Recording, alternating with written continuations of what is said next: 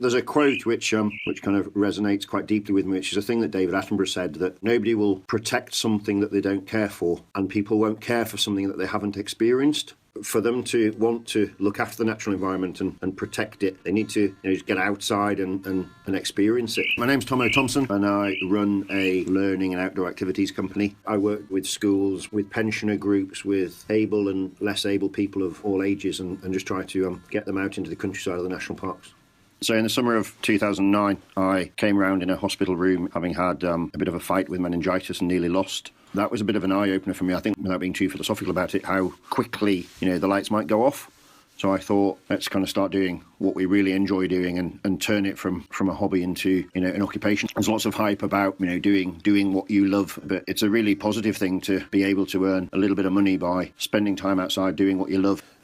Personally, I get a buzz from working with people who are not that familiar with the outdoor environment, and really seeing kids' eyes light up, stand on top of a hill and look down on where they live and never realise that you could do that kind of thing and be up there. And they're filled with a sense of achievement and the benefits of being out here. Wherever you come from, whatever your background is, they're kind of all still the same. It's headspace, it's physical activity, it's away from the kind of rat race of home life and work life.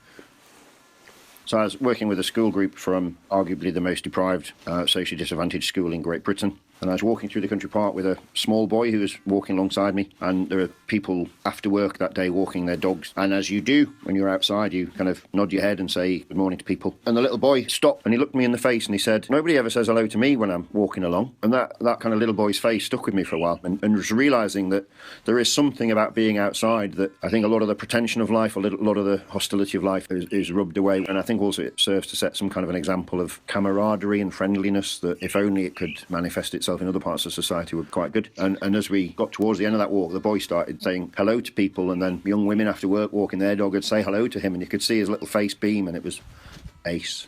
I think what the outdoor industry tries to do, because the clue is in the name that it's an industry, is it tries to overhype this whole getting outside thing, and it's about what you're wearing and it's what you're doing and where you're doing it and how much you paid for your entry fee, and to some people can make the outdoor environment feel slightly out of reach.